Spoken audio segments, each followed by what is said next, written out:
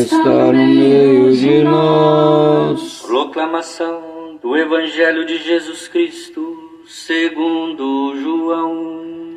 Glória a vós, Senhor.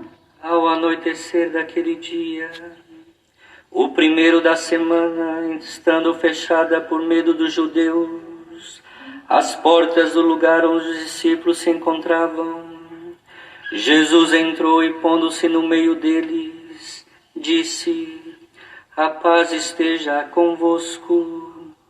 Depois dessas palavras, mostrou-lhe as mãos e o lado. Então os discípulos se alegraram por verem o Senhor. Novamente Jesus disse: a paz esteja convosco. Como o Pai me enviou, também eu vos envio. E depois de ter dito isso, soprou sobre eles e disse: recebei o Espírito Santo. A quem perdoardes os pecados, eles lhes serão perdoados. A quem não os perdoardes, eles lhes serão retidos. Palavra da salvação. Glória a vós, Senhor. Cantemos novamente o refrão do Salmo e peçamos o Espírito Santo de Deus sobre as nossas vidas. Enviai o vosso Espírito, Senhor, e da terra toda face renovar. Enviai o vosso Espírito, Senhor, e da terra toda face renovar. Louvado seja nosso Senhor Jesus Cristo. Para sempre seja louvado.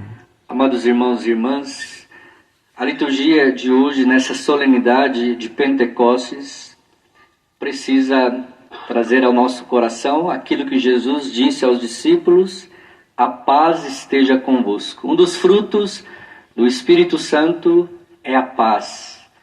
Quem vive sob a ação do Espírito Santo jamais fica triste, jamais se angustia, jamais se deixa levar, não é pela tristeza, mas pela paz.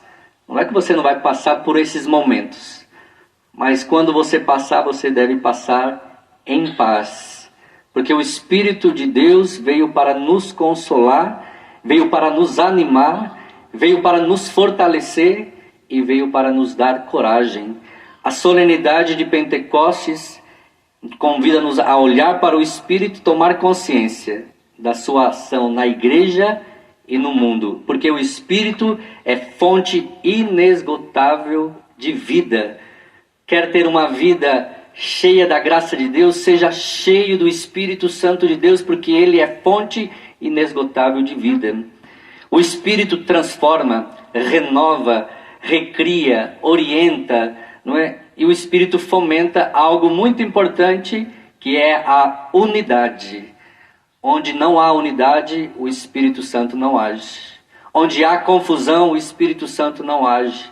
Onde há discórdia, o Espírito Santo não age. É preciso haver unidade. E a primeira leitura nos fala justamente disso. O cenário que nós vemos da primeira leitura mostra dois símbolos expressivos, o do vento e do fogo. Símbolos que mostram a revelação de Deus no Monte Sinai, não é? Quando Deus propõe ao povo uma nova aliança, né?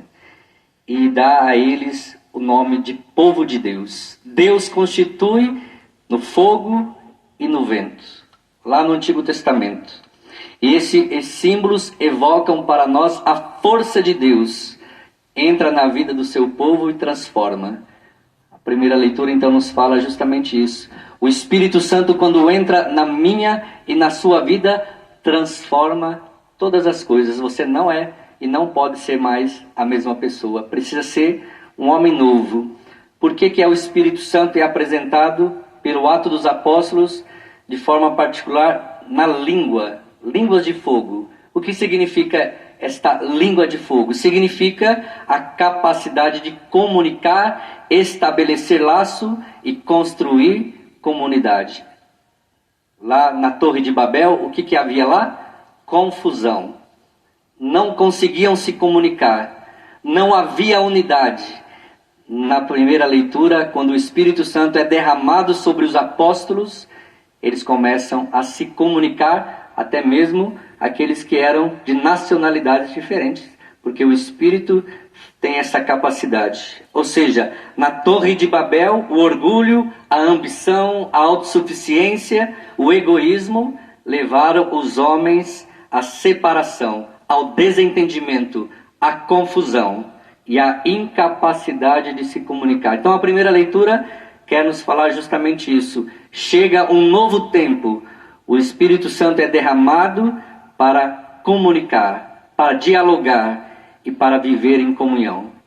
E a segunda leitura nos fala que os dons do Espírito Santo que Deus dá a cada um de nós é para ser usado em função da comunidade. Quem aqui deseja ser cheio dos dons de Deus, diga: eu quero. Eu quero. Só que você precisa usar para essa pessoa que está do seu lado. Você não pode guardar para você.